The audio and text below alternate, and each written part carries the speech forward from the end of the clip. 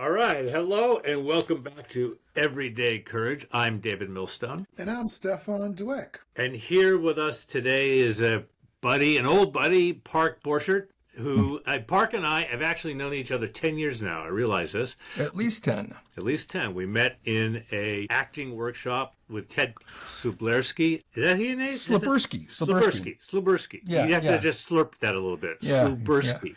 yeah. Park and Amy Russ, an actor, and I sat in the back row of that class, kind of murmuring smart-ass asides to each other. Right? Yeah. Why sit in the front when you can get caught? Sit in the back. That was a good time. It was good. You guys were the bad kids? We were the bad kids. We were the bad kids until it was time to get up in front of the class. And I was still the bad kid. I mean, you were the good. You knew what you're doing. Well, sometimes you got to know what you're doing. Otherwise, especially with Ted Slublersky, he's the real deal. And so I was always over prepared in his class because he could say something about you to somebody who was important and you're done. So how does that work? Tell me about an acting workshop. What does that entail?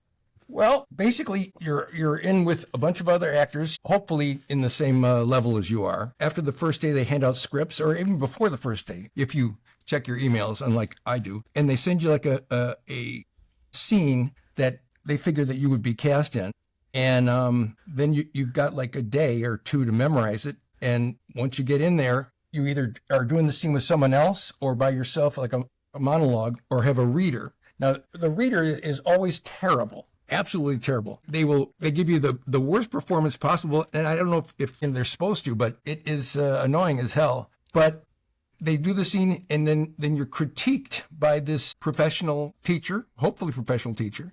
Otherwise, you wasted a lot of money. And the hope is always that in one of their future productions, they're going to call you and say, you were so great in this class with that horrible reader that we'd like you to come and do this for money. But they're also very, very, very, very careful not to tell you that this is, you can't, this is not a hiring opportunity because it's pay for play otherwise. That's true. They say that? Oh, yeah. You have to by law. Yeah. They say that? Yeah. Wow. Yeah. So how much does this cost? What's the layout we'd have to put out? It depends on the class. I think it's like a couple $100, isn't it, Dave? Yeah, well, you get, say an hour and a half to 3 hours with a young casting associate for one day, for one session. That can cost you $75 to $150. For someone who is actually with a name, it can cost you 300 frickin' smackaroos. Right. Really? For one day. Some of the classes reoccur, like they'll be every Thursday for a month or so. But like Dave was saying, the one-off classes where it's just one night and you go and you do your stuff, it can be about $200. But the ones that are, like, say it's 4 or 5 weeks in a row, those can be about $1,000. Some of these are terrific. Yeah. Well, I don't think I've ever got one that was that pricey, but some of them are terrific. Like Elaine Eldalfer, her workshop is fabulous, and some are not. And after a while, you stop going to these things. But let's not get off on this track That takes a lot of courage to do it. It's a lot of courage. Yes, it does. Well, going back to Slublersky, how do you say his name? Ted. You just call him Ted. Ted, man. Ted's class. I hadn't done it much on camera yet. And so, as you recall, I was very theatrical. Well, coming from the theater, that happens. I'd like to see that. We were watching a show on BBC, I think it was last week, and you could tell which actors were mainly stage actors coming in and doing the show. And it was a show from the early 2000s. It's a whole different sense. You can pick the theater actors right out of the get-go. It's like Dave is a big man with a big voice, and these really expensive microphones will pick you up, and you don't have to project. But Dave gets up and projects. I've learned. I've brought it down. I know. All right. So Park, I had you on, as I was telling you earlier. Right. I want to talk about courage in your life. And, there are 3 aspects of your life that immediately came into my mind. One is your creative life. So I'd love you to tell us a bit more about what you do as an actor, writer, and musician. And also as a psychologist, trained PhD'd psychologist. And as a married person, you've got married, you've been married a long time now. Fung's wonderful. You guys got married right after 9/11. Yeah. And so you've had these three sometimes challenging areas of life, right? That you've been managing well for a while now. So tell us a bit first about kind of what you do. Well, basically, lately I've been just recuperating. I'm supposed to be a filmmaker, and I was injured in a surgery. So I'm spending a lot of time at home, as I always joke, taking oxycodone and watching YouTube videos about Bigfoot. So it's not a great way to heal, but endeavors up to the point of the surgery that sort of stopped me. I was shooting a children's series called Beanie McGee and Captain Crater, which are two separate stories, which I came up with. Beanie McGee is about a little girl who owns a rhinoceros, and that was a series that I had come up with in graduate school. And then I don't know when this was, but I came up with Captain Crater, who is a guy from the universe GNZ11, which is the furthest we can see with our telescopes.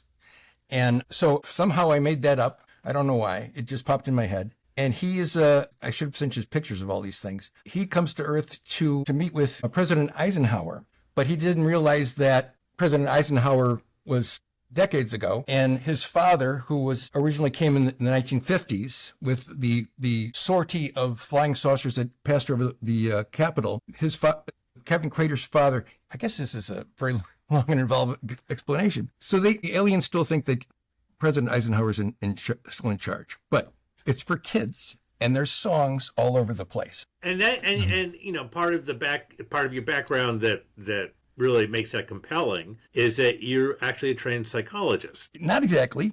Okay. My PhD is in I get shit wrong all the time, so go ahead. education for the performing arts. Read the bio.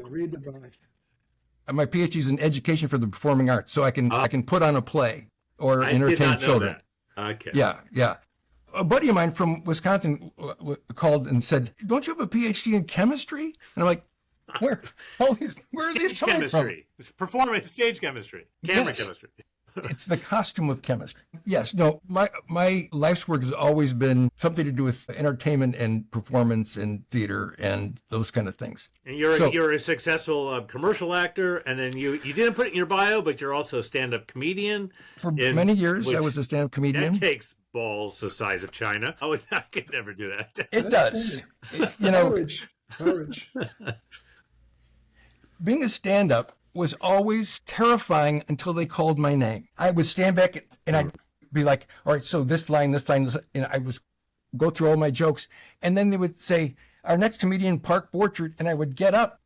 And it's like all the fear in the world is gone. But up until that point, like I would be on the way to the theater or the club, and I'd think, let's not go today. Let's go home and tell them I have the flu or something. But once I get there and my name is said and I'm on stage, you got to shoot me to get me off the stage. So, that reminds me when I was on set a couple of years ago for my first big role across from the guy's he's a 90s star. A few people remember him, right? But he was a star. He was my first star for big scenes. I had acted in little tiny scenes with stars before. Don't say his name. We don't want to get. I don't want to say his name. I don't want to blow in there. I think I know who it is. Yeah. But the night before, I was so scared. Sure. I had lost my shit a couple weeks earlier, just like in a panic. I was terrified. Like, I can't do this. Oh my God, this is what was I thinking? We got through, and poor Christy my wife had to deal with that. Then we got through that. And then I calmed down. We got to the night before set. I'm in my hotel.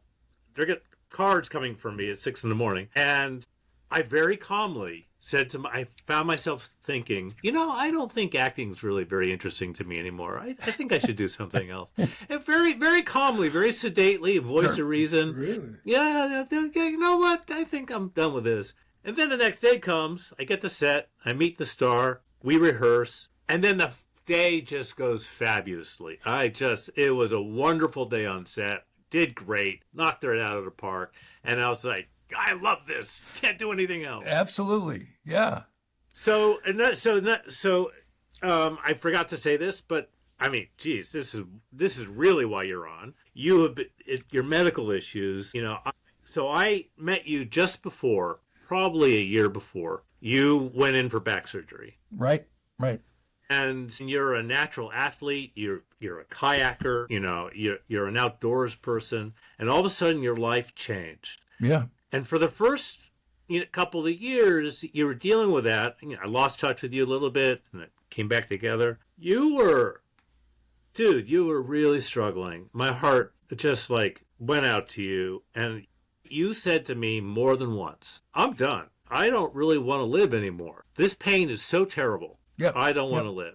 And yeah, man. Also, it's transpired years later. I think you and I both come to understand you're having some feelings about your marriage that you thought you weren't getting support there for a bit, and then later on you realize, oh my God, I'm just afraid of losing this person. Sure, that's right. And it's not the marriage; it's my terror. It's my terror at the idea of losing the marriage. Absolutely. Yeah. So, man, talk about where the courage came to get through all this time. Well, like you mentioned, you got two choices. You either make it through or you call it quits. And I realized one day that genetically, people in my family lived to be close to 100 years old. My dad died at 94.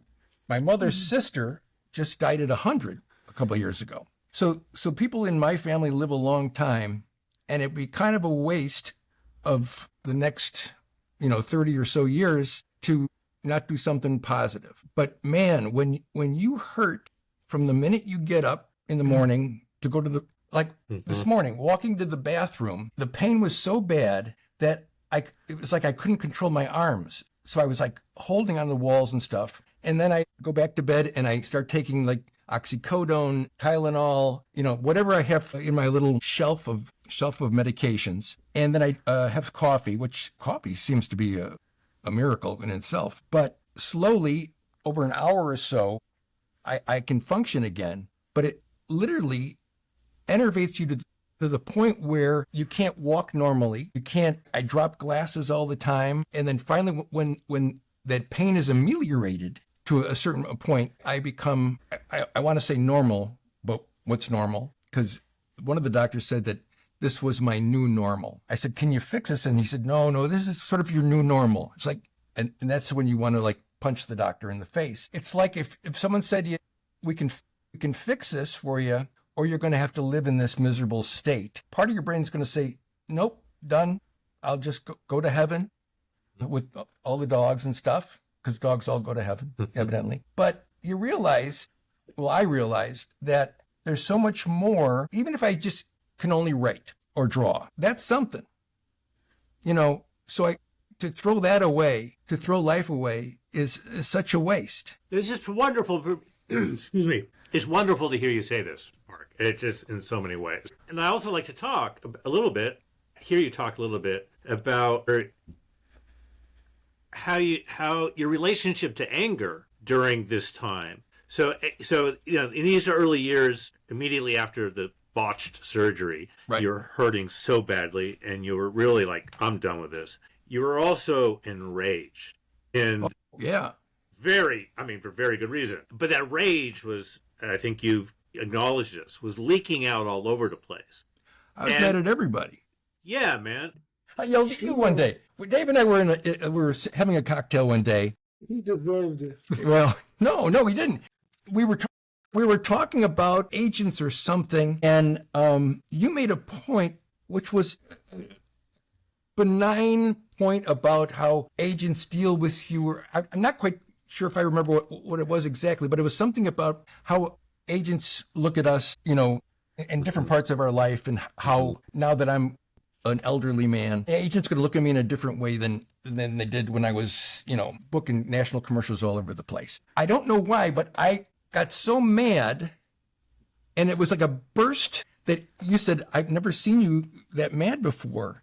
This is like the mask slipped, our friend mask, and you saw how mad and upset and how deeply I have been sort of wounded on a spiritual plane. Now, I would never be mad at Dave ever, because I'm the first to confess. I've given you reason to be mad at me. That's so cool. It's all right. You're missing out. Go ahead.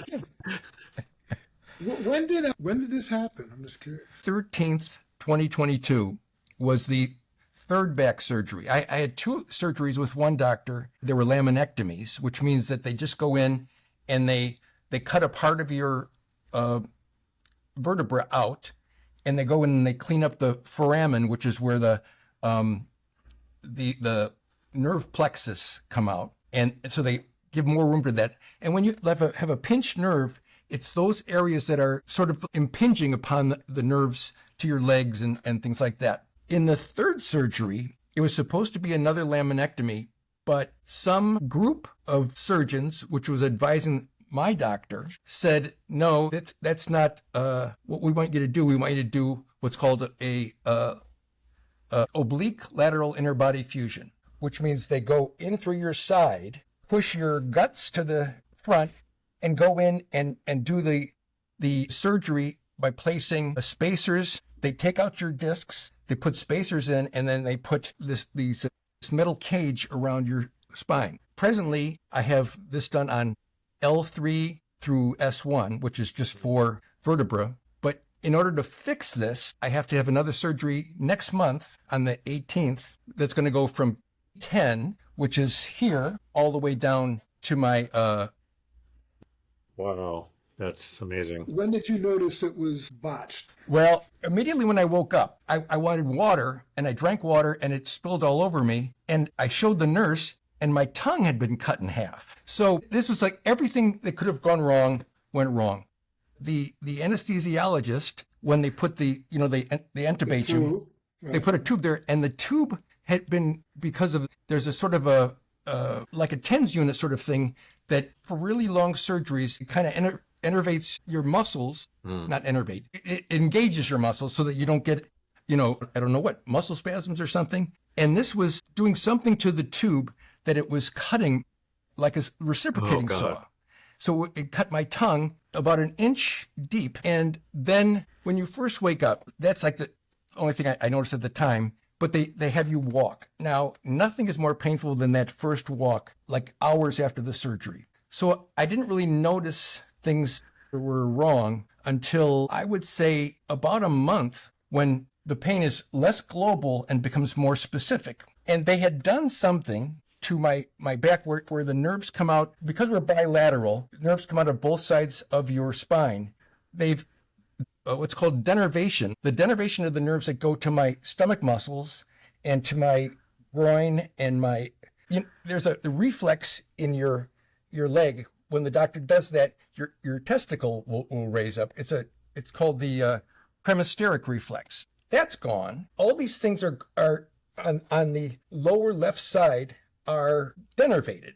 The nerves are dead because the way they put this thing in, it blocked off the lumbar plexus, which controls all of these parts of your body, but only specifically on the lower left quadrant. And not one doctor would say, here's what happened to you. I literally had to watch hundreds of hours of medical videos to figure this out. So when I went to them, I would say, here's what happened to me. And then I can speak their language and say, lumbar plexus, iliohypogastric nerve, which the iliohypogastric nerve is what I thought was the only thing that was damaged at first, because I can no longer, I've always prided myself in my stomach muscles. Well, I can no longer flex my left side of my stomach muscles because your intestines are always pressing against your stomach muscles, so they're always pulling back. Mine will not fire to pull back. They're always being pushed out.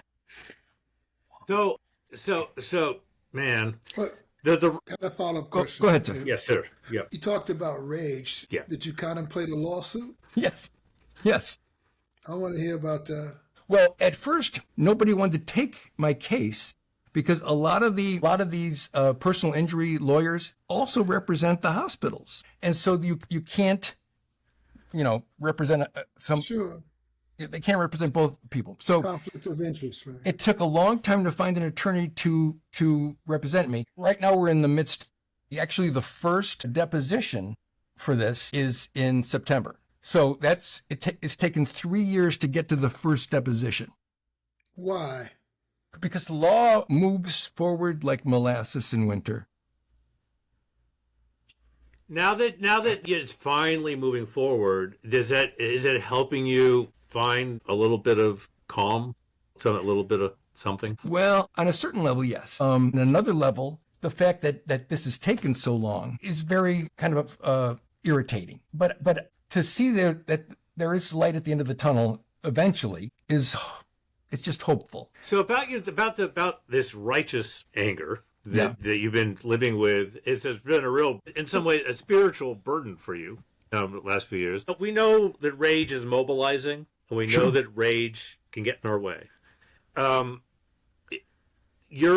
it one of those things for you that during this time did your rage encourage you, or did your rage sap your courage? I think my rage and my anger sort of helped me to begin tasks, but I seem to be blocked by the pain aspect because I can't sit at this desk for more than an hour or so. Like when I meet with my writing partner, we meet over Skype.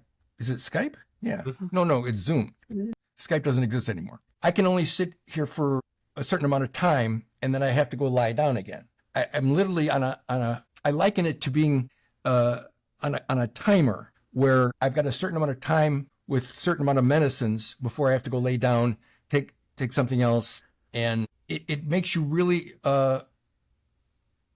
reticent to like jump up and say, all right, I've got to get this done today. I've got to get this done. So I've always made lists of here's what I'm getting done today.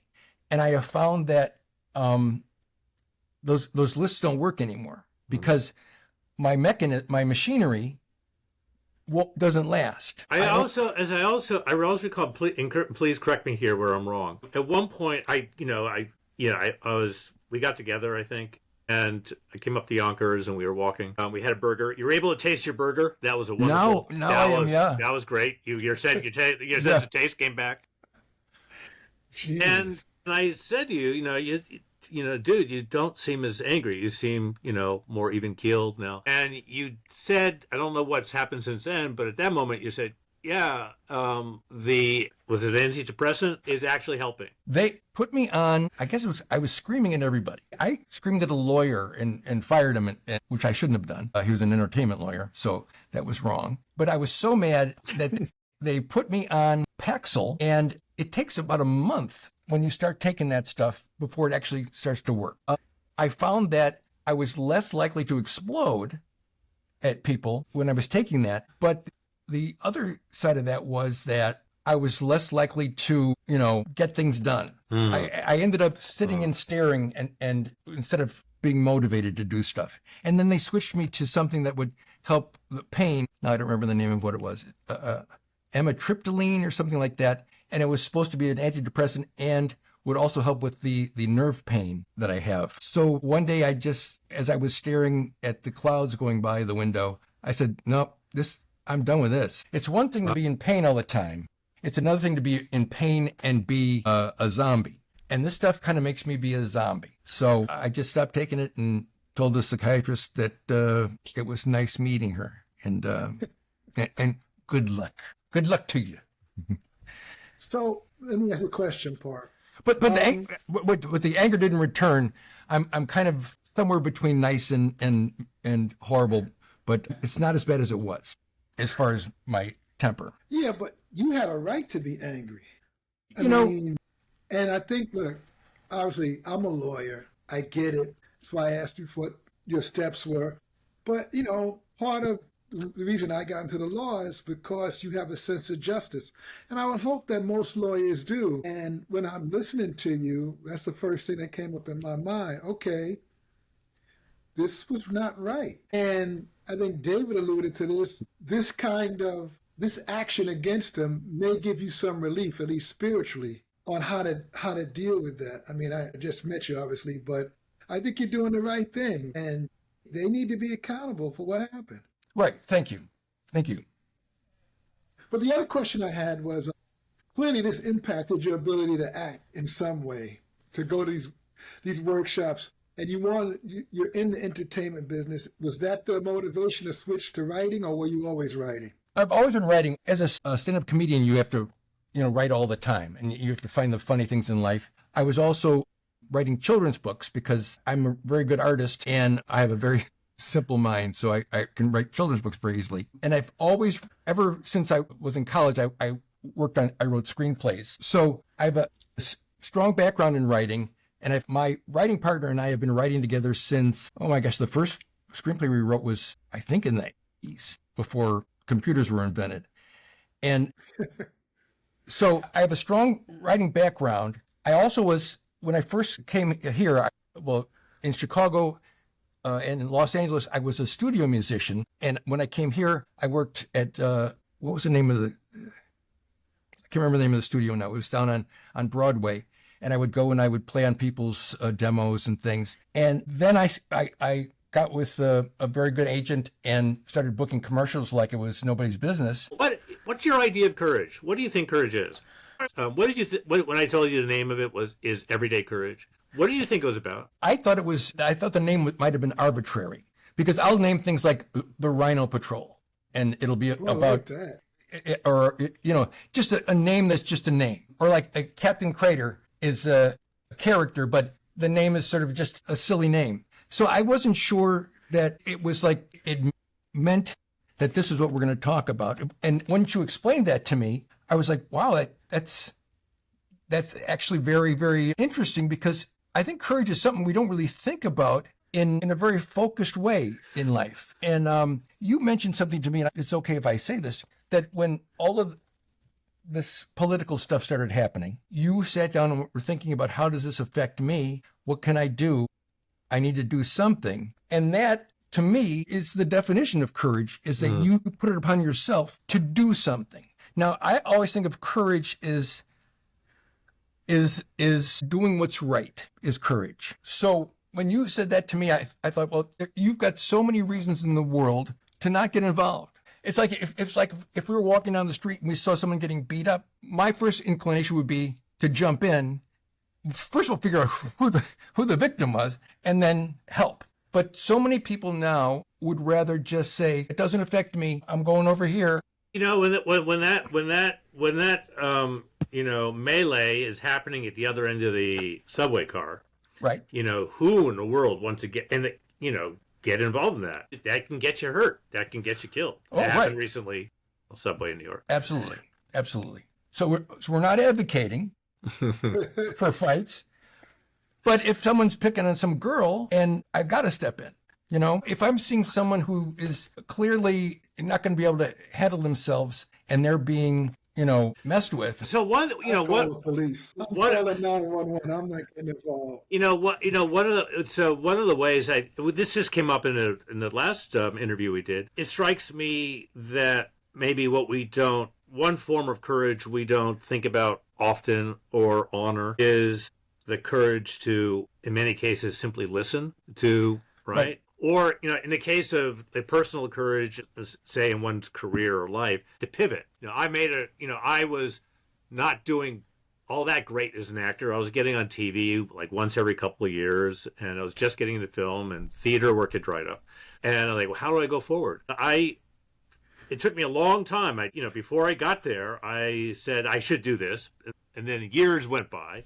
And finally got to a point, so I got to do something else, and I pivoted to being a producer as well as an actor. And one of the reasons I was afraid to do that was I was using money that had come to me through my family to do this, and that made me feel illegitimate. It made me feel like well, if I'm using family money to be a producer, am I just having a vanity career? And that felt shitty.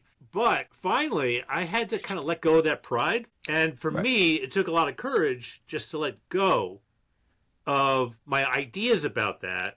I go, wait a minute, nobody really cares where the money comes from. They just care that you're doing good work and you're being smart and you're trying to bring something into the world. Right. All money is green.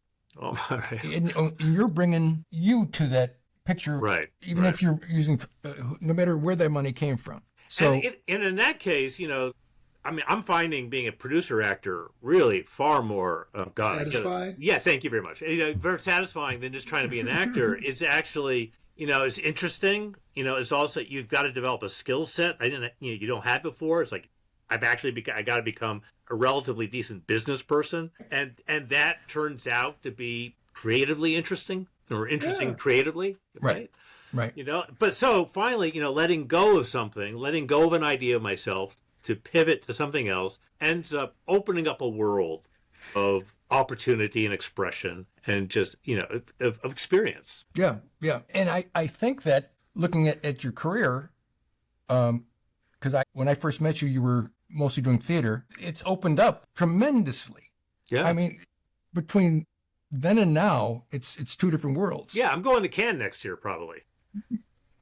And there's a film on which I'm an executive producer that is in Cannes right now, but they're selling Cannes. They're not right. They're not exhibiting. Yeah, they're not exhibiting. Yeah, So it's a whole different world.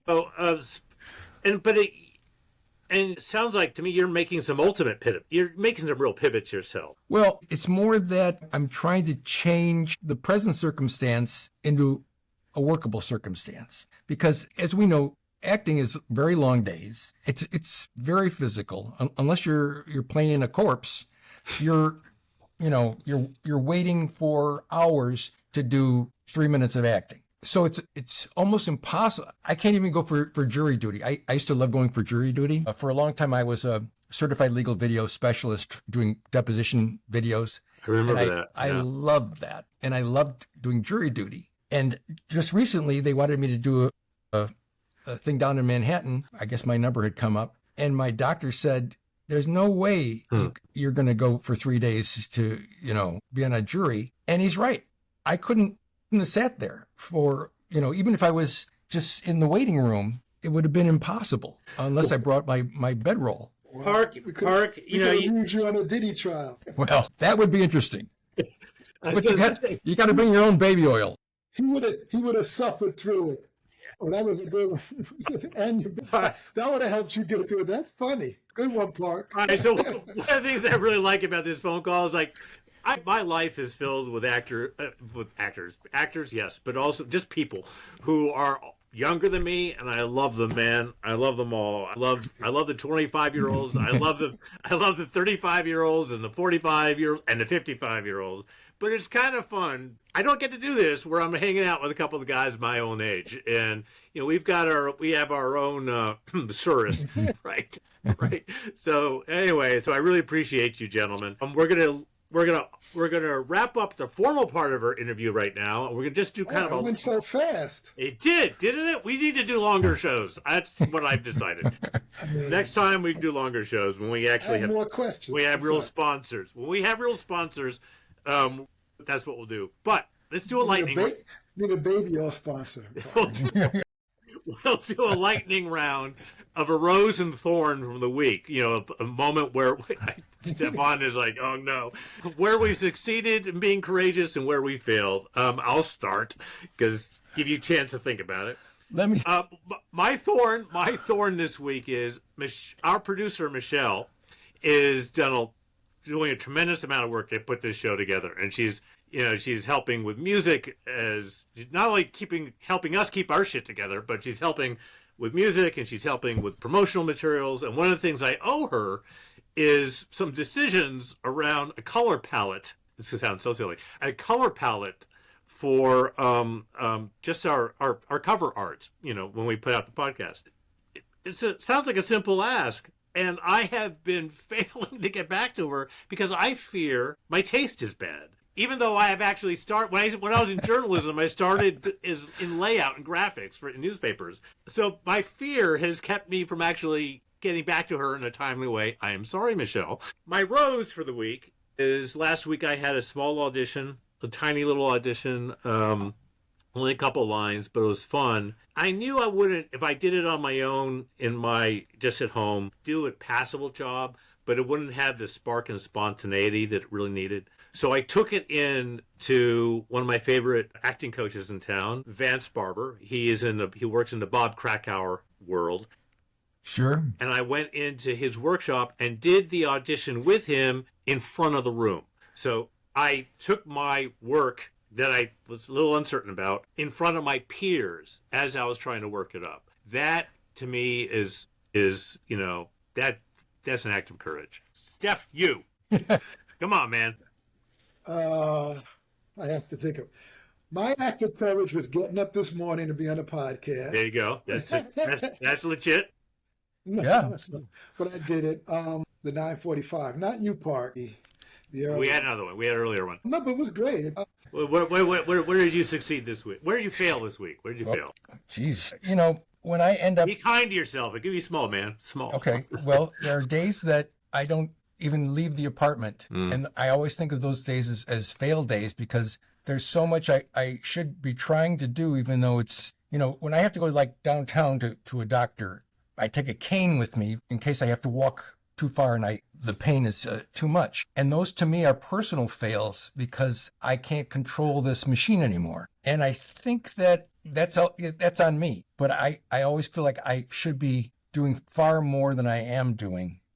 There are many days I wake up and I say, today's the day we're done with this. We're done with this pain, this, being locked in an apartment. But until somebody fixes this, that's the new normal. How about a win? You have any wins for the week? My win would be, well, I think the win is the fact that the first deposition of this lawsuit has come about. Now, I didn't do that, but it's just You're involved with it. it's just a nice occurrence. After all of if you could see past this computer, there's two big banker boxes full of legal files from all the different doctors that I've seen over the years. I have been very, very assiduous about getting all those things to the lawyers and writing them, what happened to me. And I've been trying to be the good client, if there's such a thing. So your courage is courage is just pushing towards that goal, just sticking to it. So when Dave calls me and says, "Hey, meet me for a Maker's Mark," I'll say, because now it's like I can't get out of bed. So although I love to meet you for the. I'm involved with a client who has a big tax bill in Canada, and I have because when you do gigs in Canada, at least live performances, you have to file a tax return up there. Sure. And I have not pressed them to do that, and that's my thought. Well, guys, thank you so much, Park. We're hoping to do. If this podcast resonates for folks, and we find that we're helping people think through how to be more courageous, both in small ways and big ways, and we maybe even help encourage people to some action. Right. We'll talk about a season 2, and if we do that, man, you're coming back, right? Well, absolutely. If this wasn't even a podcast, I would sit down with you guys and just chat. I'm not coming back. He doesn't pay. Clearly a lawyer. It's a horrible gig, Park. I get no money to harass me. It's horrible.